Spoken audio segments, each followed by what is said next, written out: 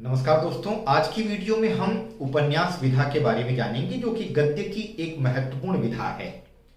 इससे संबंधित UGC net की परीक्षा में हर साल 10 अंकों के प्रश्न पूछे जाते हैं। तो आज की वीडियो में बिना विलंब किए हम शुरू करते हैं कि उपन्यास क्या है और कुछ महत्वपूर्ण बातें। फिर हम आपको बताएंगे कि भारत में उपन्यास लेखन कब शुरू हुआ और इसके कितने वर्ग में विभाजित करके हम इसका अध्ययन करते हैं। तो चलिए बिना विलंब किए शुरू करते हैं। देखिए, उपन्यास शब्द दो शब्दों से मिलकर के बना है, उप और न्यास। जहां उप शब्द का मतलब होता है समीप, और न्यास से अर्थ निकाला गया विद्यमान।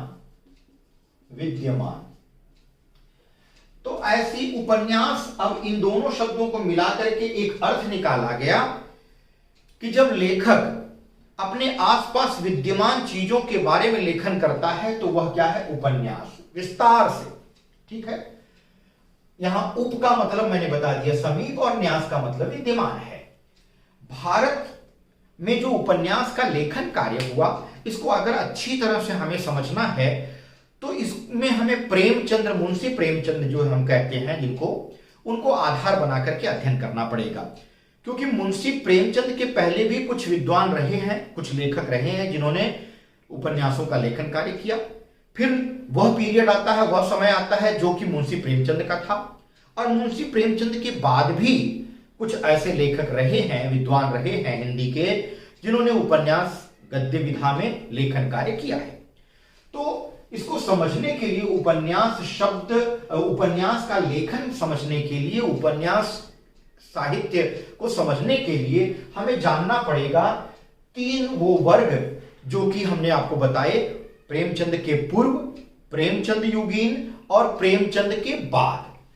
ठीक है, तो आज जो हम अध्ययन करेंगे उसमें मैं आज की वीडियो में जो पहला पार्ट मैं बनाने जा रहा हूं, इसमें प्रेमचंद के पूर्व युग में कौन कौन से लेखक हुए हैं, रचनाकार हुए हैं, उनका कौन कौन सा साहित्य है, मतलब उन्होंने कौन कौन से उपन्यास लिखे, उनकी चर्चा हम करेंगे, जो कि बहुत ही महत्वपूर्ण बिंदु है इस वीडियो का। तो इसलिए बने रहिए शुरू से अंत तक। अब प्रेमचंद पूर्व युग जो था मित्रों, वह भारतेंदु और द्विवेदी दोनों युगों को मिलाकर के बात की जा रही है। क्योंकि प्रेमचंद का जो उपन्यास आया था सेवा सदन, वो 1918 में आया था, 1918 ईस्वी में आया था। ठीक है, और इसके पूर्व तक का जो भी समय था जब से उपन्यास भारत में लिखा जाने लगा हिंदी में, तब से, और वह समय कब था, 1877 ईस्वी में श्रद्धाराम फुल्लौरी करके एक साहित्यकार थे जिन्होंने भाग्यवती नाम का उपन्यास लिखा था। ठीक है, भाग्यवती नाम का उपन्यास लिखा था।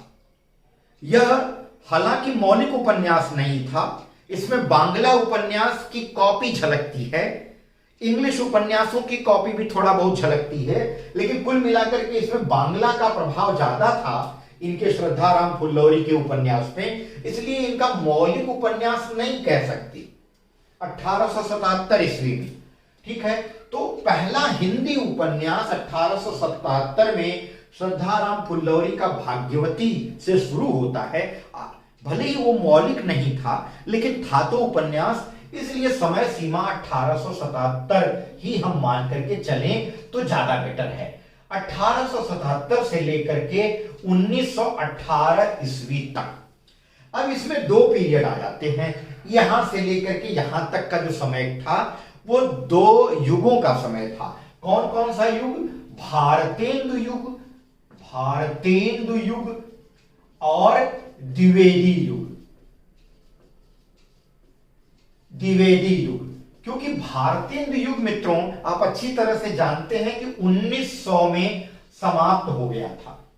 1900 ईस्वी में भारतेंदु युग की समाप्ति हो गई थी, और 1900 के बाद वाला जो युग आया वो द्विवेदी युग था। और यह कहां से लेकर के कहां तक चला द्विवेदी युग? द्विवेदी युग की बात कुछ लोग करते हैं कि 1900 से लेकर के 1920 तक का जो समय था वो द्विवेदी युग था। ठीक है, अब उसमें बात यह आती है कि इस द्विवेदी युग के शुरू खत्म होने से पहले ही, 2-1 साल पहले ही सेवा सदन उपन्यास आ गया था।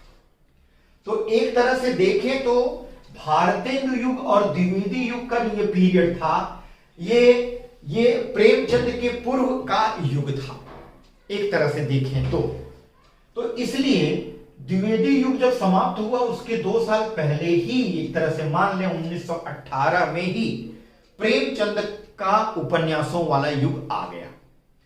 तो 1918 से पहले का जो भी समय था और 1918 तक का ये जो जिसमें उपन्यास लिखे गए वो प्रेमचंद पूर्व युग का उपन्यास कहा जाता है।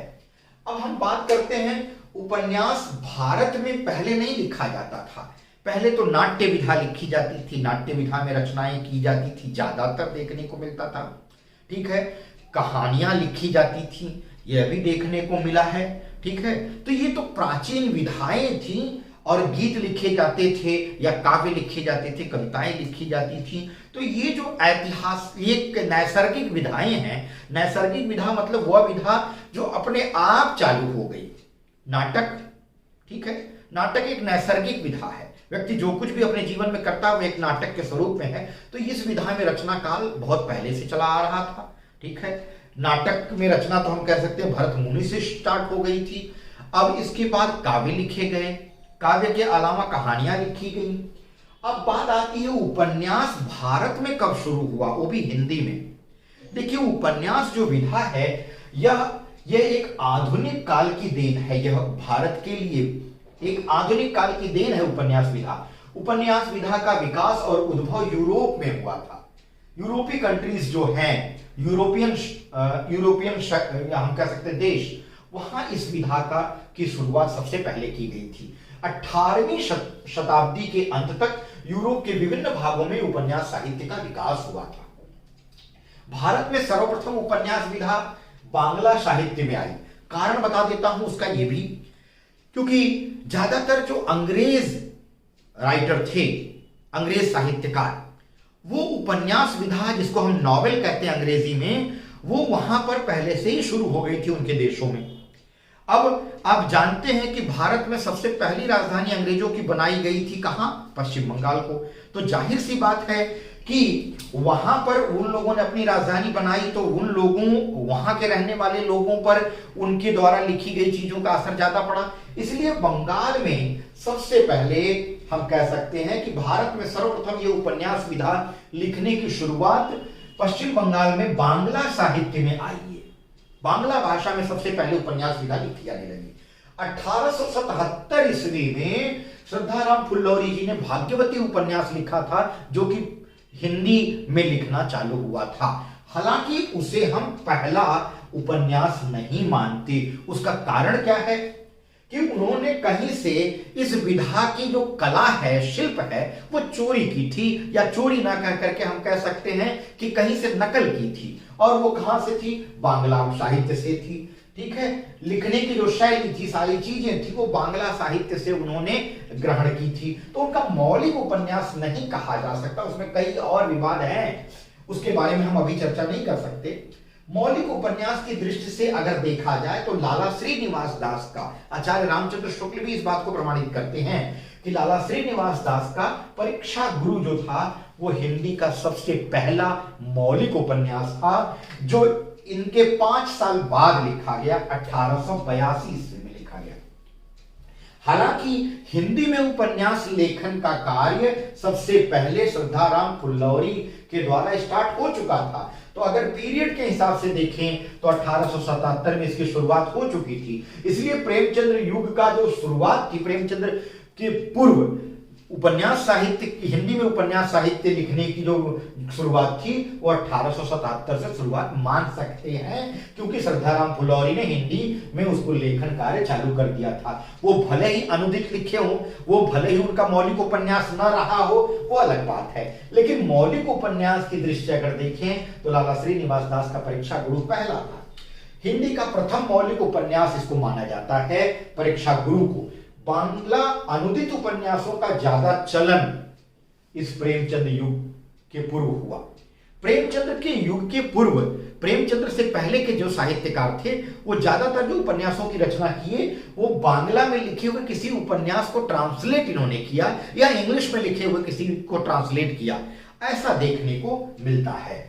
आगे आ जाते हैं। 1877 से पहले बांग्ला भाषा में सामाजिक ऐतिहासिक उपन्यास की रचना पहले ही हो चुकी थी। 1877 मतलब जब हिंदी में उपन्यास रचना चालू हुई उसके पहले ही, याद रखिए इससे प्रश्न आते हैं, 1877 से पहले भारत की किस भाषा में उपन्यास लिखे गए थे, तो आप लिखेंगे बांग्ला भाषा में। किस किस तरह के उपन्यास, सामाजिक और ऐतिहासिक दोनों तरह के उपन्यासों की रचना बांग्ला भाषा में 1877 से पहले हो चुकी थी। भारतीय युग में बांग्ला, उर्दू और अंग्रेजी उपन्यासों का अनुवाद किया गया, क्योंकि भारतीय युग हम कह सकते हैं कि 1850 से लेकर के 1877 तक का वो समय, जब तक हमारे हिंदी में उपन्यास लिखना चालू हुआ, हमारा हिंदी में उपन्यास जो लिखना चालू हुआ, तब तक तो बांग्ला में चालू हुआ था। 1877 में हिंदी में चालू हुआ। द्विवेदी मतलब भारतीय युग कब तक चला, 1900 तक चला। तो 1850 से लेकर के 1900 तक का जो समय था, जो कि भारतीय युग था, इस युग में क्या हुआ मित्रों, बांग्ला, उर्दू और अंग्रेजी उपन्यासों का अनुवाद हिंदी में किया गया। जो हिंदी में उपन्यास मिलते हैं वो ज्यादातर अनुदित उपन्यास हैं, जो अनुवाद किए गए हैं एक भाषा से दूसरी भाषा में। द्विवेदी काल जब आया, यानी 1900 से बाद का समय और प्रेमचंद का युग स्टार्ट होने से पहले तक का समय, मतलब लगभग 1918, क्योंकि 1918 में सेवा सदन नाम की जो पुस्तक है प्रेमचंद की वो छपी थी। ठीक है, तो 1918 से पहले तक का समय और 1900 से लेकर के 1900 में भारतीय युग खत्म हुआ, 1900 से द्विवेदी युग शुरू हुआ, तो 1900 से लेकर के 1918 यानी 18 साल का जो समय था, ये पीरियड जो था वो द्विवेदी काल था। हालांकि उसके बाद तक चला वो, लेकिन द्विवेदी युग का काल था वो। उपन्यास लेखन ने जोर पकड़ा था इस समय, और इस काल में गोपाल राय गहमरी जो थे ने बांग्ला उपन्यासों का हिंदी में अनुवाद किया था। और क्या किया था, प्रेमचंद के पूर्व युग में प्रायः क्या था, सामाजिक, ऐतिहासिक, तिलस्मी, जासूसी और भाव प्रधान उपन्यास लिखे गए। लेकिन द्विवेदी युग में एक पॉइंट मैंने यहां नोट नहीं किया, आप चाहे तो नोट डाउन कर लें। द्विवेदी युग में मौलिक, यानी जो 18 साल का समय था 1900 से लेकर 1918 तक का, इसमें बहुत सारे विद्वानों ने अपनी मौलिक रचनाएं भी, अपनी खुद की लेखन शैली को विकसित किया, और उनका जो उपन्यास है उसमें मौलिकता झलकती है। वह कहीं किसी भी बांग्ला भाषा के उपन्यास या अंग्रेजी भाषा के उपन्यास या उर्दू भाषा के उपन्यास की कॉपी नहीं था, बल्कि लेखकों की, साहित्यकारों की अपनी रचनाएं थी। अब मित्रों, ये तो कुछ महत्वपूर्ण बातें थी जो उपन्यास से संबंधित मैंने आपको बता दिया। मैंने बताया कि उपन्यास विधा के लेखन का भारतीय हिंदी साहित्य में उपन्यास विधा को अच्छी तरह से समझने के लिए हमें इसके लेखन कार्य को 3 भागों में बांटना पड़ेगा। प्रेमचंद से पूर्व का युग, प्रेमचंद्र वाला युग और प्रेमचंद के बाद का युग। अभी हम पहला वाला पार्ट पढ़ रहे हैं, प्रेमचंद के पूर्व का युग, इस वीडियो में। अब हम इसमें जानेंगे कि प्रेमचंद्र के पहले कौन कौन से ऐसे साहित्यकार थे, कौन कौन से ऐसे उपन्यासकार थे जिन्होंने उपन्यासों को लिखा है, वो हम जानेंगे। कौन कौन से ऐतिहासिक उपन्यास लिखे गए, सामाजिक लिखे गए, तिलस्मी और जासूसी उपन्यास लिखे गए, इन पर हम चर्चा करेंगे। अब वीडियो बहुत देर तक नहीं होने वाली है, उन राइटरों के बारे में बताऊंगा और उनके उपन्यासों के बारे में बताऊंगा। तो चलिए वो देखते हैं। मित्रों, अब हम चर्चा करेंगे प्रेमचंद्र के पूर्व जो प्रसिद्ध उपन्यासकार थे और उनके उपन्यास थे उनके बारे में। तो प्रेमचंद्र के पूर्व कुछ सामाजिक उपन्यास लिखे गए, उनके उपन्यासकारों के बारे में हम चर्चा कर लेते हैं। पंडित श्रद्धाराम फुल्लौरी ने लिखा था भाग्यवती, जिसके बारे में मैंने पहले ही चर्चा कर ली 1877 ईस्वी में, जो कि सबसे पहले हिंदी में इन्होंने ही लिखना चालू किया था उपन्यास। लाला श्रीनिवास दास का परीक्षा गुरु, जिसको हिंदी का पहला उपन्यास भी माना जाता है, यह 1882 ईस्वी में लिखा गया था। पंडित बालकृष्ण भट्ट एक उपन्यासकार हुए जो कि सामाजिक उपन्यास लिखे। नूतन ब्रह्मचारी, ये सब मौलिक उपन्यास थे मित्रों, 1886 ईस्वी में लिखा गया। 100 अजान एक सुजान, यह 1892 ईस्वी में लिखा गया। ठाकुर जगमोहन सिंह, जिन्होंने श्यामा स्वप्न लिखा 1888 ईस्वी में, ये सब 1900 से पहले लिखे गए हैं। श्री राधा कृष्ण दास ने लिखा निस्सहाय हिंदू, जो कि 1890 ईस्वी में इन्होंने लिखा। पंडित लज्जाराम मेहता, जो कि एक प्रसिद्ध उपन्यासकार थे, सामाजिक उपन्यास इन्होंने लिखे हैं। धूर्त रसिक लाल 1889 ईस्वी में। स्वतंत्र रमा और परतंत्र लक्ष्मी 1899 ईस्वी में। आदर्श दंपत्ति 1904 ईस्वी में लिखा इन्होंने। आदर्श हिंदी 1914 ईस्वी में लिखा। अब आते हैं किशोरीलाल गोस्वामी। यह एक बहुत बड़े उपन्यासकार थे प्रेमचंद के पूर्व आने वाले युग में। इन्होंने न सिर्फ सामाजिक उपन्यास लिखे बल्कि ऐतिहासिक और तिलस्मी उपन्यास भी लिखे इन्होंने। तिलस्मी का मतलब है जादुई भरा हुआ, रहस्य भरा हुआ ऐसा उपन्यास। तो किशोरीलाल गोस्वामी एक सर्वाधिक महत्वपूर्ण उपन्यासकार थे जो सामाजिक और ऐतिहासिक, इसके साथ साथ कुछ तिलस्मी उपन्यास, अयारी उपन्यास भी लिखे। अब देखते हैं ये क्या है। त्रिवेणी व सौभाग्यवती इन्होंने 1890 ईस्वी में लिखा था। लीलावती व आदर्श सती इन्होंने 1901 ईस्वी में लिखा। राजकुमारी इन्होंने 1902 ईस्वी में लिखा। पुनर्जन्म व सौतिया दाह इन्होंने 1907 ईस्वी में लिखा। आप चाहे तो स्क्रीनशॉट भी ले सकते हैं, मैं थोड़ा साइड में आ गया। अगले प्रसिद्ध उपन्यासकार हैं जिन्होंने सामाजिक उपन्यास लिखा है वो है अयोध्या सिंह उपाध्याय हरिऔध। इनको कहा जाता है, हरिऔध की भी उपाधि इनको साथ में लगाया जाता है। इनका पूरा नाम अयोध्या सिंह उपाध्याय हरिऔध था। इन्होंने लिखा है ठेठ हिंदी का ठाठ, जो कि बहुत प्रसिद्ध उपन्यास हुआ है, अक्सर परीक्षाओं में पूछा जाता है। 1899 ईस्वी में लिखा गया था। प्रेमचंद्र के उपन्यास लिखने से पहले का युग ये था। अधखिला फूल इनका दूसरा उपन्यास था, 1907 ईस्वी में लिखा है। अब हम देखते हैं कुछ ऐतिहासिक उपन्यासकार जिन्होंने ऐतिहासिकता को पृष्ठभूमि मान करके उस पर उपन्यास लिखे। उनमें गंगा प्रसाद गुप्त, हाँ एक जो मैंने आपको पहले बताया श्री किशोरीलाल गोस्वामी का भी कुछ उपन्यास जिनका नाम मैं यहां नहीं लिखा हूं, उन उपन्यासों को भी ऐतिहासिक उपन्यास माना जाता है। इन्होंने बहुत सारे उपन्यास लिखे हैं, बहुत सारे, 7-8 तो इन्होंने सामाजिक उपन्यास लिखे हैं, 3-4 तो उन्होंने ऐतिहासिक उपन्यास लिखे हैं, बहुत सारा लिखा है। यहां मैंने सबका वर्णन नहीं किया। तो ये एक ऐतिहासिक उपन्यासकार भी थे।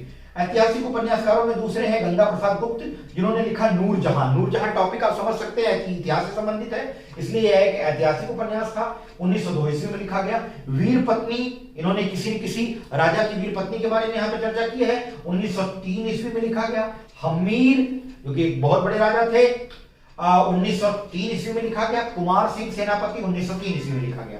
श्री मथुरा प्रसाद शर्मा जी ने लिखा है नूरजहां बेगम व जहांगीर, 1905 ईस्वी में, ऐतिहासिक पृष्ठभूमि पर लिखा गया यह उपन्यास है। जयराम गुप्त ने लिखा काश्मीर पतन, रंग में भंग और माया रानी। काश्मीर पतन इन्होंने 1907 में लिखा, रंग में भंग 1907 में ही लिखा और 1908 में लिखा माया रानी। अब हम देखेंगे कुछ अन्य उपन्यासों के बारे में भी और उनके उपन्यासकारों पर चर्चा करेंगे। अब हम देखेंगे कुछ घटनात्मक उपन्यास या जिनको हम कहते हैं तिलस्मी या अय्यारी टाइप के उपन्यास। देखिए अय्यारी में क्या होता है, वो जासूसी टाइप के जो उपन्यास होते हैं। तिलस्मी मतलब जिसमें चमत्कार दिखाया गया हो, कुछ जादू टोना दिखाया गया हो, इस तरह के जो उपन्यास थे उनमें कौन कौन से उपन्यास आ जाते हैं वो देखिए और कौन कौन उनके रचनाकार थे। देवकीनंदन खत्री जी ने एक उपन्यास लिखा जिसका नाम था चंद्रकांता, जिसके ऊपर सीरियल भी, धारावाहिक भी बनाई गई, बहुत दिनों तक एपिसोड चला, काफी सुपरहिट एपिसोड था। जिस समय यह चंद्रकांता उपन्यास लिखा गया था 1888 में, ऐसा बताया जाता है कि जिन लोगों को हिंदी नहीं आती थी वे लोग भी हिंदी सीखने लगे थे। दक्षिण भारत में लोग हिंदी सीख कर इस उपन्यास को पढ़ने लगे थे।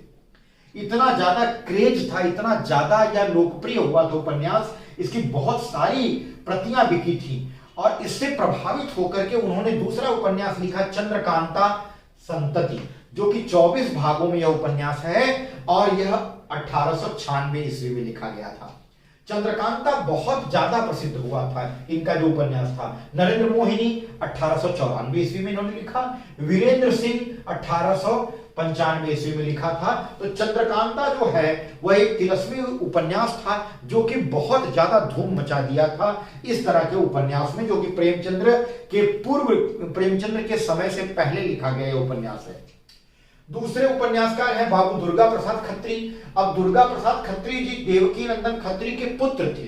देवकीनंदन खत्री ने भूतकाल, यह एक उपन्यास जो लिखा था तिलस्मी था, यह अधूरा रह गया था। तो ये पिता द्वारा जो अधूरा उपन्यास था भूतकाल, इसको इन्होंने पूरा किया था। इनका अपना एक मौलिक उपन्यास था, इनका खुद का लिखा हुआ, वह था रोहता सम्मठ। भूतकाल तो इनके पिता द्वारा लिखा गया था, जो अधूरा था उसको इन्होंने पूरा किया था। देवकी प्रसाद उपाध्याय जी हैं अगले उपन्यासकार जिन्होंने तिलस्मी अय्यारी टाइप का उपन्यास लिखा। इन्होंने लिखा सुंदर मोहिनी, और यह 1893 ईस्वी में लिखा गया था। श्री रामलाल वर्मा जी हैं, पुतली का महल लिखा इन्होंने 1908 ईस्वी में। अगले हैं श्री किशोरी लाल गोस्वामी, जिनका नाम मैंने बताया कि जिन्होंने सामाजिक उपन्यास भी लिखा और ऐतिहासिक उपन्यास लिखा। अब देखिए इन्होंने किस टाइप का उपन्यास लिखा है, घटनात्मक उपन्यास भी लिखा है जिसमें तिलस्म पाया जा रहा है। यह तिलस्मी शीश महल नाम से इन्होंने लिखा है उपन्यास 1905 ईस्वी में। बड़े ही फेमस, बहुत ही प्रसिद्ध टाइप के उपन्यासकार थे किशोरीलाल गोस्वामी जी, जो कि प्रेमचंद युग के पहले उपन्यास लिखा करते थे। और इसमें इन्होंने ऐतिहासिक, सामाजिक, तिलस्मी कोई भी फील्ड नहीं छोड़ा। तो मित्रों, उपन्यास में आज हम लोगों ने आज की वीडियो में प्रेमचंद्र के पूर्व का उपन्यास पढ़ा इस भाग में वीडियो में। अगली वीडियो में मैं प्रेमचंद्र युगीन उपन्यास लेकर के आऊंगा और उसके बाद प्रेमचंद्रोत्तर यानी प्रेमचंद्र के बाद के उपन्यासकार और उनके उपन्यासों के बारे में चर्चा करूंगा। तो आज की वीडियो मैं उम्मीद करता हूं कि आप लोगों के लिए बहुत उपयोगी होगी। इसका लाभ उठाएंगे, अपने दोस्तों मित्रों से शेयर करेंगे और कमेंट लिखना मत भूलिए, जरूर लिखिए ताकि मैं भी अपने में सुधार करूं। और अगर कोई चीज अच्छी लगी है तो वो भी कमेंट बॉक्स में आप लिख करके जरूर भेजिए। आप सभी का बहुत बहुत धन्यवाद जुड़ने के लिए। अगली वीडियो में फिर एक रोचक विषय के साथ मैं आपसे रूबरू होऊंगा। तब तक के लिए आप सभी का बहुत बहुत धन्यवाद।